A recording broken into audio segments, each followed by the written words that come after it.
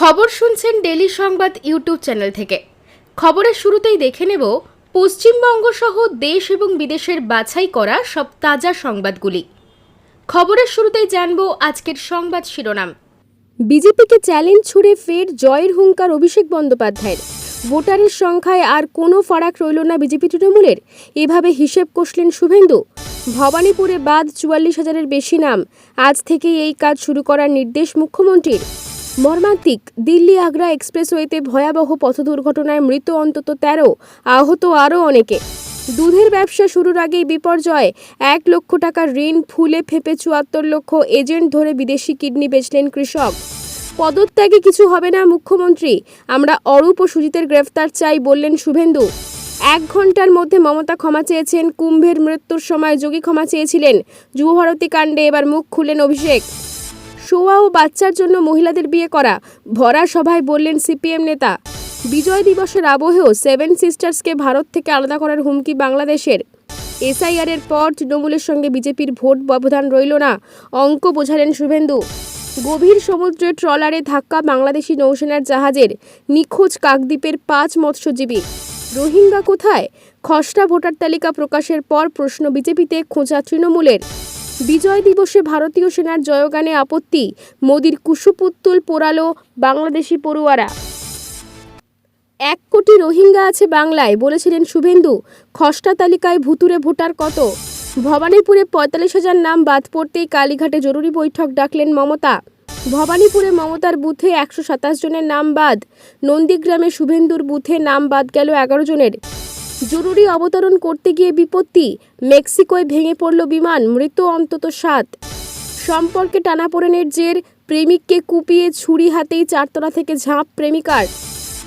মমতার কেন্দ্র ভবানীপুরে 45,000 নাম বাদ, ঘর গোছাতে বিএলওদের বড় নির্দেশ মুখ্যমন্ত্রীর। উত্তরপ্রদেশে এসআইআর-এ 4 কোটি নাম বাদ, অধিকাংশই বিজেপি ভোটার, উদ্বিগ্ন যোগী। এতক্ষণ শুনছিলেন সংবাদ শিরোনাম, এবার আসছি বিস্তারিত খবরে। ভিডিওটি ভালো লাগলে লাইক করুন এবং চ্যানেলটিকে অবশ্যই সাবস্ক্রাইব করুন, কারণ প্রতিদিনের সেরা খবর আপনাদের হাতের মুঠোয় পৌঁছে দিতে আমরা আছি সদা প্রস্তুত। এসআইআর-এর পর তৃণমূলের সঙ্গে বিজেপির ভোট ব্যবধান রইল না, অঙ্ক বোঝালেন শুভেন্দু। খসড়া তালিকা প্রকাশ হতেই ময়দানে নেমে পড়েছে রাজনৈতিক দলগুলি। নিজের বাসভবনেই জরুরি বৈঠক করেছেন মুখ্যমন্ত্রী মমতা বন্দ্যোপাধ্যায়। আর এই আবহের মধ্যেই এবার বিরোধী দলনেতা শুভেন্দু অধিকারী বড় মন্তব্য করে বসলেন। তার বক্তব্য, এসআইআর-এর পর তৃণমূলের সঙ্গে বিজেপির ভোট ব্যবধান রইল না। 14 ফেব্রুয়ারি চূড়ান্ত তালিকায় আরও নাম বাদ যাবে বলেও মন্তব্য করেছেন তিনি। নন্দীগ্রামের বিজেপি বিধায়ক বলেন, 2024-এর লোকসভা ভোটে তৃণমূলের সঙ্গে বিজেপির ভোট ব্যবধান ছিল 21 লক্ষ। আমরা পেয়েছিলাম 2,33,27,000, আর ওরা 2,75,00,000-র আশেপাশে। অর্থাৎ 41 লক্ষের মতো ভোটারের গ্যাপ ছিল। সরাসরি লড়াইয়ে যেহেতু সিপিএম ভোট কাটার কাজ করে, কংগ্রেস আরও ছোট পার্টি, ওরাও ভোট কাটার কাজ করে। মূলত তৃণমূল ভার্সেস বিজেপির যে লড়াই বাংলায় হচ্ছে, তাতে আমাদের সঙ্গে ওদের তফাৎ 21 লক্ষ। 58 লক্ষ ভোট বাদ দেওয়ার মধ্যে থেকে প্রমাণ হয়েছে বিজেপির সঙ্গে ওদের কোনো তফাৎ এই মুহূর্তে নেই। চূড়ান্ত ভোটার তালিকা বেরোলে আরও তালিকা বাদ যাবে। আগে যে বাদ দেওয়ার সংখ্যা বলেছিলাম তার থেকেও বাড়বে। অর্থাৎ বিজেপি নেতার দাবি, বিজেপি আর তৃণমূলের মধ্যে যে ব্যবধান ছিল প্রায় 21 লক্ষের, এখন সেটা কমে গিয়েছে। তবে তৃণমূল কংগ্রেস নেতা অরূপ চক্রবর্তী বলেন, ডিসেম্বর এলেই শুভেন্দুর অবসেসিভ কম্পালসিভ ডিসঅর্ডার হয়। 2023-এ প্রতি সপ্তাহে সরকার ফেলে দিত। 1,20,00,000 মধ্যে কোথায় গেল মুসলমান রোহিঙ্গারা? শোয়া ও বাচ্চার জন্য মহিলাদের বিয়ে করা, ভরা সভায় বললেন সিপিআইএম নেতা। পৌরসভা নির্বাচনে জয়ী হয়েছেন, সেই জয় উদযাপন করতেই সভার আয়োজন। সেখানে মহিলারাও রয়েছেন, আর সেই সভাতেই জয়ী সিপিএম নেতার মন্তব্য ঘিরে শোরগোল পড়ে গেল। ভরা সভাতেই মেয়েদের সামনে ওই সিপিএম নেতা বললেন, শোয়া ও বাচ্চার জন্য মেয়েদের বিয়ে করা হয়। দলের নেতার এমন মন্তব্যে অস্বস্তিতে পড়েছেন সিপিএম। ঘটনাটি কেরলের মালাপ্পুরম জেলার। কেরলে ক্ষমতায় রয়েছে সিপিএম নেতৃত্বাধীন জোট। শিক্ষার হারে দেশের একদম প্রথমে রয়েছে বামশাসিত এই রাজ্য। সেখানে স্থানীয় পৌরসভা নির্বাচনে জয়ী হন সিপিএম প্রার্থী সৈয়দ আলী মজিদ। নিকটবর্তী প্রার্থীদের ৪৪ ভোটে পরাজিত করেন তিনি। ইন্ডিয়ান ইউনিয়ন মুসলিম লীগ এই নির্বাচনে মহিলা প্রার্থী দিয়েছিল, আর তা নিয়ে আক্রমণ করতে গিয়ে মহিলাদের সম্পর্কে অশালীন মন্তব্যের অভিযোগ উঠল সৈয়দের বিরুদ্ধে। কি বললেন তিনি? ইন্ডিয়ান ইউনিয়ন মুসলিম লীগকে আক্রমণ করতে গিয়ে সৈয়দ বলেন, ভোট টানতে মহিলাদের প্রার্থী করেছিল ওই দল। তার এই কথা শুনে সভায় একাংশ হাততালিও দেন। এরপর নিজের দলের মহিলাদের উদ্দেশ্যে তিনি বলেন, বিবাহিত মহিলাদের বাড়ির থেকেই নিযুক্ত থাকা উচিত, বাড়ির কাজেই নিযুক্ত থাকা উচিত। বলেন, আমাদের বাড়িতেও বিবাহিত মহিলা রয়েছেন, ভোটে জিততে তাদের বাইরে আনি না, তারা বাড়িতেই থাকেন। শোয়া ও বাচ্চার জন্য মহিলাদের বিয়ে করা হয়, দেখাশোনা করে বিয়ের ক্ষেত্রে পরিবারের ব্যাকগ্রাউন্ড দেখা হয় বলেও তিনি মন্তব্য করেন। সৈয়দের মন্তব্য নিয়ে শোরগোল পড়েছে। শাসক দলের একজন নেতা কিভাবে এই মন্তব্য করতে পারেন তা নিয়ে প্রশ্ন উঠছে। সিপিএমের তরফে এই নিয়ে এখনও কোনো মন্তব্য করা হয়নি। 1 কোটি রোহিঙ্গা আছে বাংলায়, বলেছিলেন শুভেন্দু। খসড়া তালিকায় ভুতুড়ে ভোটার কত? 26-এর বিধানসভা ভোটের আগে বাংলায় ভোটার তালিকা নিবিড় সংশোধনের কাজ চলছে। এনুমারেশন ফর্ম বিলি পূরণ থেকে শুরু করে খসড়া তালিকা প্রকাশ, এসব পর্ব শেষ হলো মঙ্গলবার। প্রকাশিত হয়েছে খসড়া ভোটার তালিকা। তাতে কত ভোটারের নাম বাদ পড়েছে, কত মৃত, কত স্থানান্তরিত, কতজন ভুয়ো ভোটার, সবই উল্লেখ করা হয়েছে। তরজা শুরু হয়েছে এই ভুয়ো বা ভুতুড়ে ভোটার নিয়েই। রাজ্যের বিরোধী দলনেতা শুভেন্দু অধিকারী অভিযোগ করেছিলেন, বাংলায় 1 কোটি রোহিঙ্গা বাংলাদেশি রয়েছে, তারা সকলে অনুপ্রবেশকারী। এ বিষয়ে নির্বাচন কমিশনকে ব্যবস্থা নেওয়ার কথা বলেছিলেন। মঙ্গলে প্রকাশিত খসড়া তালিকায় দেখা গেল, শুভেন্দুর দাবি ধারে কাছেও নেই ভুয়ো ভোটারের সংখ্যা। 1 কোটি দূর অস্ত, সেই সংখ্যাটা 1,83,328। ভোটার তালিকায় ভূত খুঁজতে বিশেষ নিবিড় সংশোধনের কাজ চলছে। এই রাজ্যের বিরোধী রাজনৈতিক দলগুলি বারবার অভিযোগ তোলে, ভুয়ো ভোটারের সংখ্যা বেশি, তাদের ভোটেই নাকি শাসক দল তৃণমূল জিতে আসছে। সেই মতোই বিরোধী দলনেতা সম্প্রতি দাবি করেছিলেন, বাংলায় অবৈধ বাংলাদেশি রোহিঙ্গা মিলিয়ে নাকি প্রায় 1 কোটি মানুষ রয়েছেন। কিন্তু ভোটার তালিকার বিশেষ নিবিড় সংশোধনের পর দেখা গেল, তার দাবির বিন্দু বিসর্গও মেলেনি। খসড়া তালিকায় ভুয়ো ভোটারের সংখ্যাটা 1,83,328। রোহিঙ্গা, বাংলাদেশি সহ রাজ্যের অবৈধ ভোটারের সংখ্যা নিয়ে শুভেন্দুর এই 1 কোটির দাবি নির্বাচন কমিশনের খসড়া দেওয়ার খসড়া তালিকা অত্যন্ত ফুৎকারে উড়িয়ে দিয়েছে। এই নিয়ে বিরোধী দলনেতাকে রীতিমতো কড়া ভাষায় তোপ দেখেছে তৃণমূল। তাদের দাবি, একজনও রোহিঙ্গা নেই, তবে প্রশ্ন থাকছে ভুয়ো ভোটার আসলে কারা। মর্মান্তিক, দিল্লি আগ্রা এক্সপ্রেসওয়েতে ভয়াবহ পথ দুর্ঘটনায় মৃত অন্তত 13, আহত আরও অনেকে। মথুরার দিল্লি আগ্রা এক্সপ্রেসওয়েতে ঘটে গিয়েছে ভয়ঙ্কর দুর্ঘটনা। ঘন কুয়াশার জেরে গাড়ি দুর্ঘটনায় অন্তত 13 জনের মৃত্যু হয়েছে, আহত হয়েছেন আরও অনেকে। মথুরার ডিএম চন্দ্র প্রকাশ সিং এই ঘটনার কথা জানিয়েছেন। এহেন দুর্ঘটনা অত্যন্ত দুর্ভাগ্যজনক বলেও তিনি মন্তব্য করেছেন। ডিএম আরও জানিয়েছেন, 7-8টি ছোট বাস, একটি টেম্পো ট্রাভেলার এবং ছোটোখাটো কয়েকটি যানবাহন এই ভয়ঙ্কর দুর্ঘটনার কবলে পড়েছে। মথুরার কাছে দিল্লি আগ্রা এক্সপ্রেসওয়েতেই ভয়াবহ দুর্ঘটনা ঘটেছে মঙ্গলবার সকালে। 7টি বাস এবং 3টি গাড়ির সংঘর্ষ হয়েছিল ঘন কুয়াশার জোরে। মথুরার ডিএম জানিয়েছেন, এই দুর্ঘটনায় যারা আহত হয়েছেন তারা বর্তমানে বিপদসীমার বাইরে রয়েছে। উত্তরপ্রদেশের মুখ্যমন্ত্রী যোগী আদিত্যনাথ এই দুর্ঘটনায় গভীরভাবে শোক প্রকাশ করেছেন। ভয়াবহ পথ দুর্ঘটনায় নিহতদের পরিবারের প্রতি সমবেদনা জানিয়েছেন তিনি। অন্যদিকে আহতদের যাতে প্রয়োজনীয় সমস্ত চিকিৎসা পরিষেবা দ্রুততার সঙ্গে দেওয়া হয়, সেদিকেও খেয়াল রাখতে বলেছেন উত্তরপ্রদেশের মুখ্যমন্ত্রী। যমুনা এক্সপ্রেসওয়ের এই ভয়াবহ দুর্ঘটনার কথা শুনে শিউরে উঠলেন সকলেই।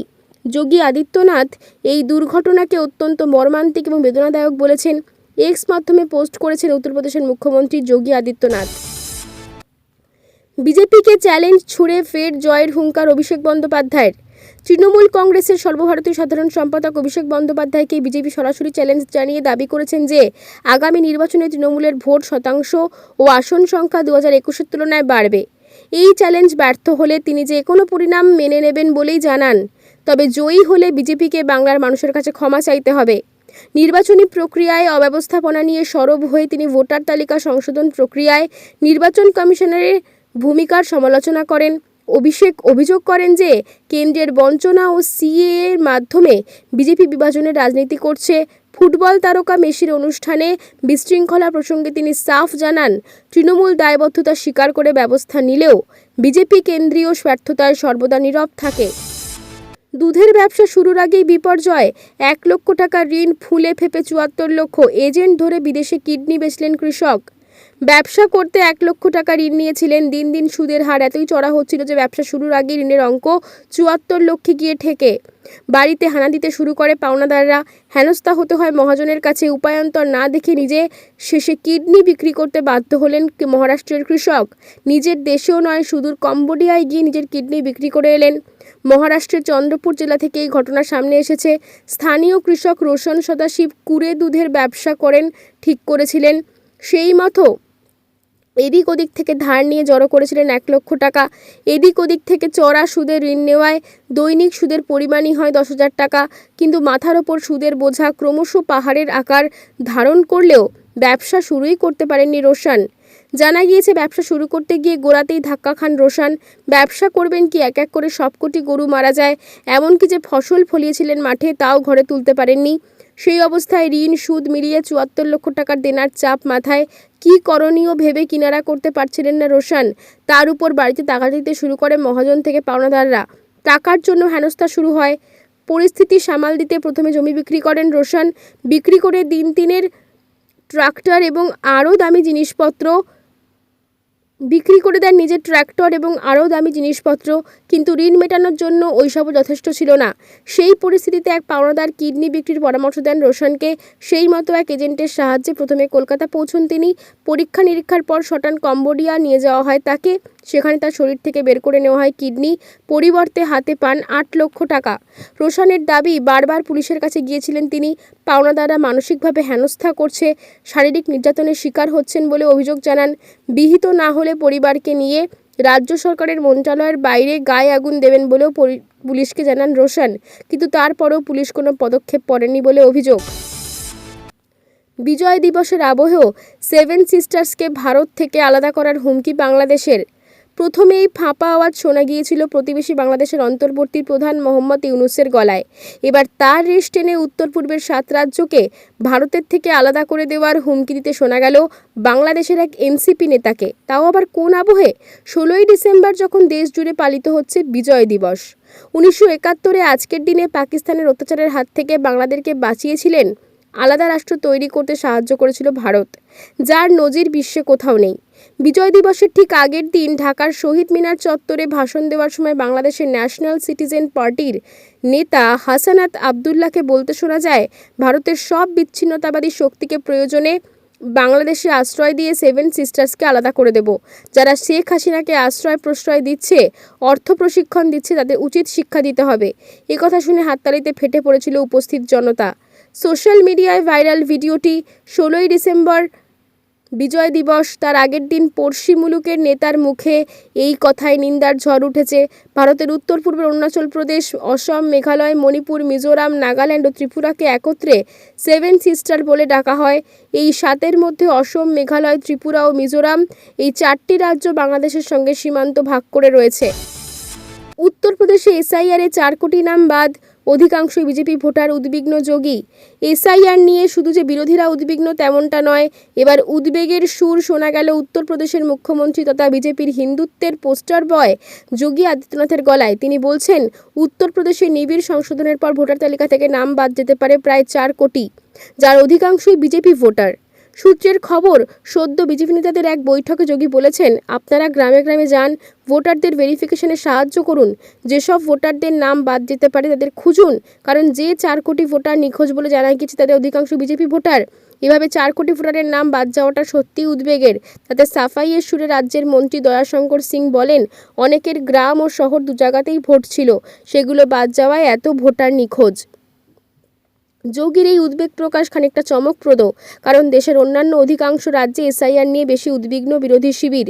সেখানে উত্তরপ্রদেশে বিজেপি বেশি উদ্বেগে, যা শুনে সমাজবাদী পার্টি সুপ্রিমো অখিলেশ যাদবও কটাক্ষ করতে ছাড়েননি। তিনি বলেছেন, মনে হচ্ছে পিডিএর প্রহরীরা এত কড়া পাহারা দিচ্ছেন যে বিজেপি মন মতো ভোট চুরি করতে পারছে না, নিজেদের মতো চক্রান্ত করতে পারছে না।